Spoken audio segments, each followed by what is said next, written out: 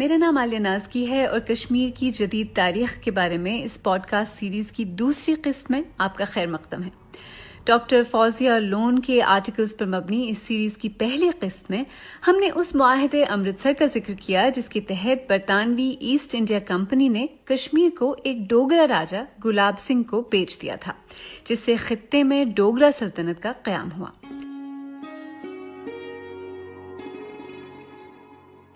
گلاب سنگھ اور ان کی ڈوگرا سلطنت نے 100 سے زیادہ برس کشمیر پر حکومت کی۔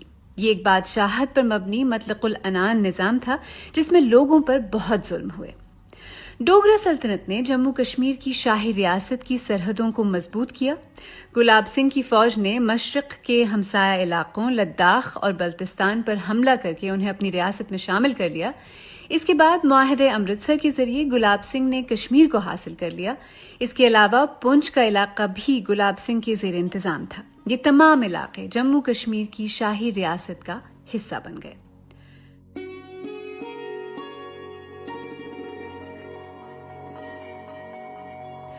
معاہدے امرتسر کے تحت کشمیر کے ساتھ ساتھ گلگت ایجنسی کو بھی بیچا گیا تھا، تاہم ڈوگرا سلطنت کبھی بھی اس پر مؤثر حکمرانی قائم کرنے میں کامیاب نہ ہو سکی۔ جب گلاب سنگھ نے کشمیر کا کنٹرول سنبھالا تو اس وقت تقریباً 75% آبادی کا انحصار کاشتکاری پر تھا اور یہی ریاست کی آمدنی کا مرکزی ذریعہ بھی تھا۔ گلاب سنگھ نے خود کو کشمیر کی تمام زمینوں کا مالک قرار دیا کیونکہ وہ معاہدے امرتسر کے ذریعے کشمیر کو خرید چکے تھے، یعنی اب کسان مالک نہیں کرایہ دار تھا اور زمین پر کام کرنے کے لیے اسے ٹیکس دینا پڑتا تھا جسے حق مالکان کہا جاتا تھا۔ اگر کسی وجہ سے حق مالکان کی ادائیگی نہیں ہو پاتی تو کسان کو زمین سے خارج کر دیا جاتا تھا۔ ڈوگرا دور میں کئی ایسی پالیسیاں اور عمل متعارف کرائے گئے جن سے کشمیری عوام اور خاص طور پر مسلمان کاشتکاروں کو بہت نقصان پہنچا۔ بیگار یعنی بنا معاوضے کے جبری مزدوری ایسی ہی ایک بدنام زمانہ پالیسی تھی۔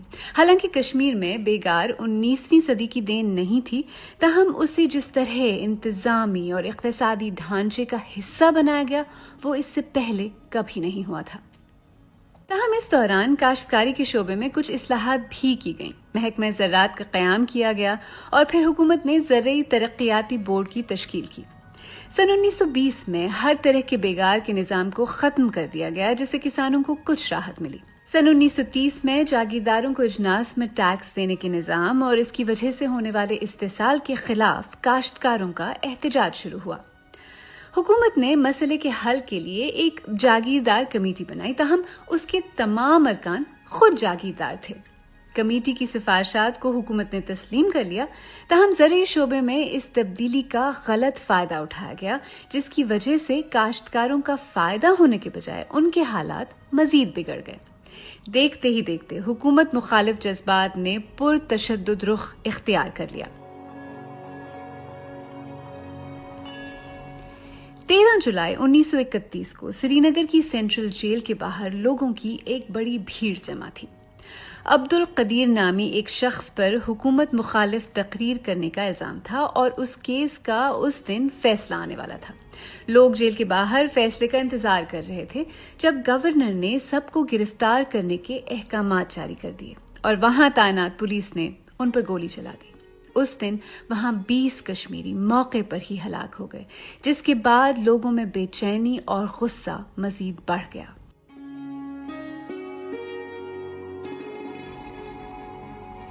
تب سے 13 جولائی کو کشمیر میں یوم شہداء کے طور پر منایا جاتا ہے، ایک ایسا دن جب عام کشمیری اپنے حقوق اور عزت نفس کے لیے ہلاک ہوئے۔ اس وقت کی حکومت کا موقف تھا کہ مظاہرین کا اصل اور خفیہ مقصد حکومت کا تختہ الٹنا تھا اور اس کے بعد موجودہ پابندیوں کو سخت کرتے ہوئے سیکشن 144 بھی نافذ کر دیا گیا، جس کے تحت پورے کشمیر میں میٹنگز، مظاہروں اور جلوسوں پر پابندی لگا دی گئی۔ ساتھ ہی کشمیر دربار نے اپنے ایک بیان میں پولیس کی فائرنگ کو جائز قرار دیا، جس سے حالات مزید کشیدہ ہو گئے۔ ریاست کے اندر احتجاجی مظاہرے ہوئے اور 13 جولائی کے واقعے پر غیر جانبدار تفتیشی کمیٹی بنائے جانے کا مطالبہ کیا گیا، جسے حکومت نے نظر انداز کر دیا۔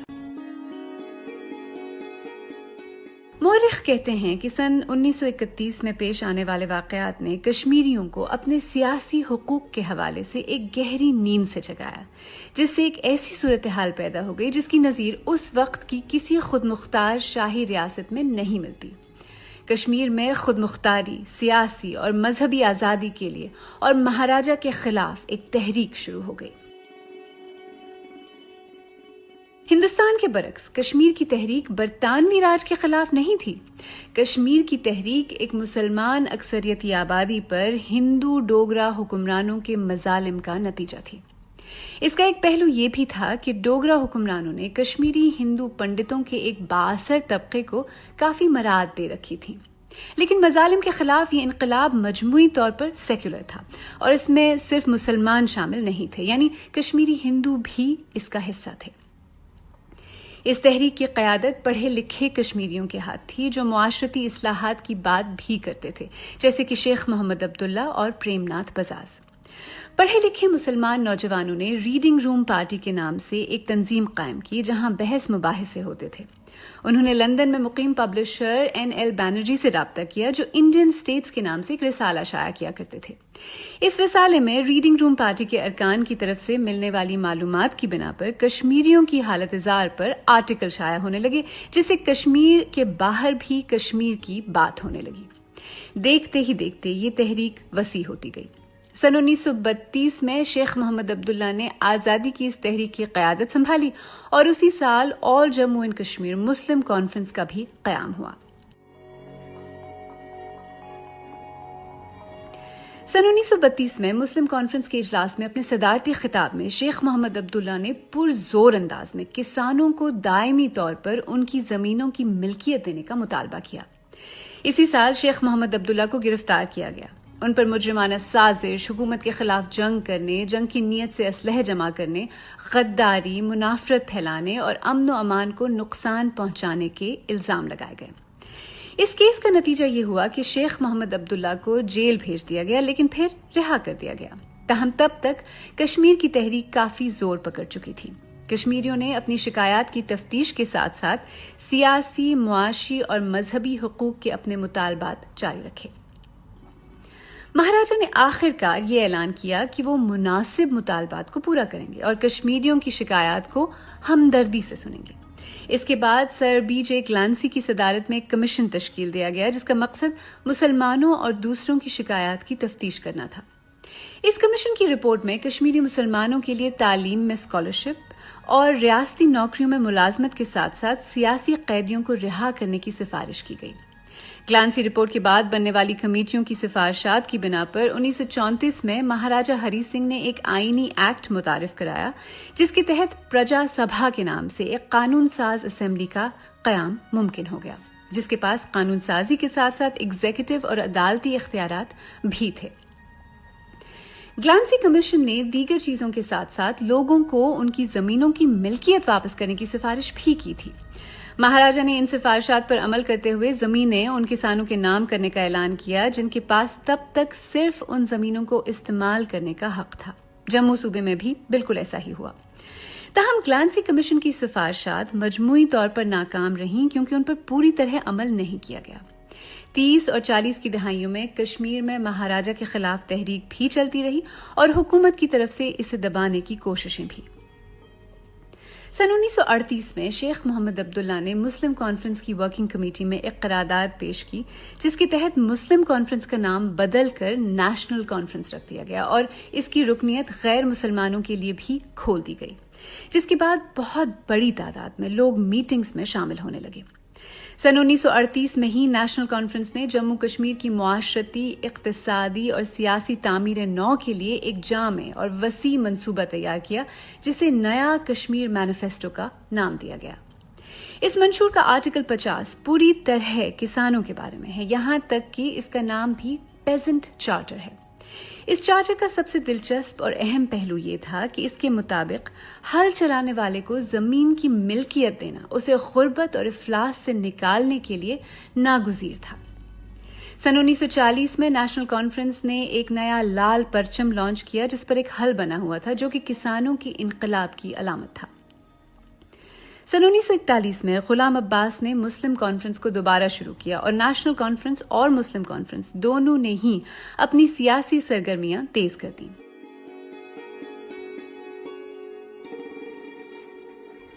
सन 1943 में बगावत के खदशे से महाराजा ने आईनी इस्लाहात के लिए एक कमीशन तश्कील देने के अहकाम जारी किए। इस कमीशन का मकसद रियासत की हिफाजत, सालमियत और सिक्योरिटी को यकीनी बनाने के साथ साथ तमाम बिरादरियों का एक दूसरे के करीब लाना, मईशत की तरक्की और बदअनवानी का खात्मा बताया गया। सन 1944 में नेशनल कॉन्फ्रेंस ने अपने सालाना इजलास में नया मंशूर कश्मीर जारी किया। इस मंशूर में कश्मीर के लिए आईन साजी के साथ साथ एक कौमी इक्तिसादी मंसूबा भी था। इसमें शहरियत, कौमी असेंबली, काबीना, कौमी जबान, बुनियादी हुकूक की जमानत जिनमें आज़ादी इजहार और मीडिया की आज़ादी भी शामिल थे और निज़ाम इंसाफ जैसे मौज़ूआत की वजाहत की गई थी। ये मंशूर महाराजा को पेश किया गया और वो 2 अक्टूबर 1944 को असेंबली में डायआर्की यानी 2 खुद मुख्तार निज़ामों के जरिए हुकूमत पर रजामंद हो गए। सन 1946 में शेख मोहम्मद अब्दुल्ला ने अपनी एक तकरीर में महाराजा की बालादस्ती को चैलेंज किया और उनके खिलाफ क्विट कश्मीर यानी कश्मीर छोड़ो तहरीक का आगाज किया। 20 मई 1946 को नेशनल कॉन्फ्रेंस के नुमाया रहनुमाओं को गिरफ्तार किया गया और शेख मोहम्मद अब्दुल्ला को गद्दारी के जुर्म में 3 साल कैद की सजा सुनाई गई। महाराजा ने जिन इस्लाहात का आगाज किया था, मुमकिन है कि उनसे आगे चलकर कश्मीर में एक मुंतखब हुकूमत और असेंबली वजूद में आती।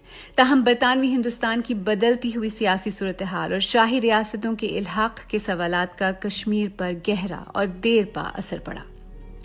दूसरी जंग अजीम के बाद होने वाले इंतखाबात में बरतानिया में विंस्टन चर्चिल की कंजर्वेटिव पार्टी हार गई और लेबर पार्टी ने इख्तिदार संभाला। यह ऐसा वक्त था जब बरतानिया शदीद इख्तिसादी मुश्किल में था और उसके दिवालिया होने का भी खदशा था। इस सूरत हाल की वजह से वजीर आजम एटली ने बरतानिया की इंडिया पॉलिसी तब्दील कर दी। 19 फरवरी 1946 को बरतानिया के इंडिया अमूर के वजीर ने काबीना के 3 वज़रा को इंडिया भेजने के फैसले का ऐलान किया। उनके जिम्मे मसले इंडिया का हल तलाश करना था। इस कैबिनेट मिशन का एक मकसद मकामी राजों, महाराजों और बरतानिया के दरमियान ताल्लुकात को मजबूत करना भी था। 24 अप्रैल 1946 को कैबिनेट मिशन श्रीनगर पहुंचा तो शेख मोहम्मद अब्दुल्ला ने उन्हें एक मेमोरेंडम भेजा। इसमें लिखा था कि हम ये दरख्वास्त करते हैं कि इस रिश्ते पर नजरसानी नहायत अहम है, क्योंकि तकरीबन 100 साल पहले कश्मीर की जमीन और इसके अवाम को बरतानिया ने बेच दिया था। कश्मीरी अवाम अपनी तकदीर बदलने के लिए पुरअज़्म है और हम मिशन से हमारे मकसद के मुनसिफाना किरदार और उसकी ताकत को पहचानने की अपील करते हैं। आज कश्मीरी अवाम का कौमी मुतालबा महज एक जिम्मेदार हुकूमत का क़याम नहीं बल्कि मुकम्मल आज़ादी है। आज़ादी के इस मुतालबे के बाद 12 मई 1946 को कैबिनेट मिशन मेमोरेंडम पास किया गया। इसके 5वें पैराग्राफ में लिखा है, रियासत के वो हुकूक जो इसे बरतानवी ताज के साथ रिश्ते की वजह से हासिल हैं, उनका वजूद अब खत्म होता है। इसके बाद महाराजा हरी सिंह के पास 3 रास्ते थे: इंडिया के साथ इल्हाक, पाकिस्तान के साथ इल्हाक या खुद मुख्तारी। महाराजा हरी सिंह ने फौरी तौर पर इंडिया या पाकिस्तान के साथ इल्हाक का ऐलान न करके बज़ाहिर खुद मुख्तार रहने का फैसला किया। इंडिया के साथ होने वाले मुआहदे इल्हाक पर दस्तखत के बारे में अगली किस्त में बात करेंगे, लेकिन ये बात वाज़ेह है कि डोगरा दौर में जहां कश्मीरी अवाम पर बहुत मजालिम ढाए गए, वहीं उसकी वजह से एक ताकतवर सियासी तहरीक ने जन्म लिया और शेख मोहम्मद अब्दुल्ला की क़यादत में तब तक की कश्मीर की वाहिद सियासी जमात all Jammu and Kashmir Muslim conference भी उभर कर सामने आई। ये जमात वाज़ेह तौर पर डोगरा मुखालिफ थी और उसने हुकूमत से मुआशी, सियासी और मजहबी हुकूक का मुतालबा किया। डोगरा दौर कश्मीर की जदीद तारीख का एक निहायत ही अहम हिस्सा है। इस दौर में कश्मीर एक वाज़ेह सियासी खित्ते के तौर पर सामने आया और इस अमल में मुआहदे अमृतसर का बहुत बड़ा किरदार था। डोगरा दौर जालिमाना जरूर था, लेकिन इस दौर में रियासत जम्मू कश्मीर जोग्राफियाई, मुआशरती और सकाफती लिहाज से मुस्तहकम हुई। اس زمانے کی دستاویزات کے مطالعے سے پتہ چلتا ہے کہ ڈوگرا حکمران علاقائی استحکام قائم کرنے، قانون سازی، فوجیں قائم کرنے اور ساتھ ساتھ آئین سازی میں کامیاب رہے، اور یہ بھی کہ 1940 کی دہائی میں سامراجیت کے خاتمے کا عمل شروع ہونے کے ساتھ ہی کشمیری پراعتماد تھے کہ وہ ڈوگرا حکمرانوں کا تختہ الٹ دیں گے۔ کشمیر کے انڈیا سے الحاق کے آخری دنوں کی کہانی کے لیے اس پوڈ کاسٹ کی تیسری قسط ضرور سنیے گا۔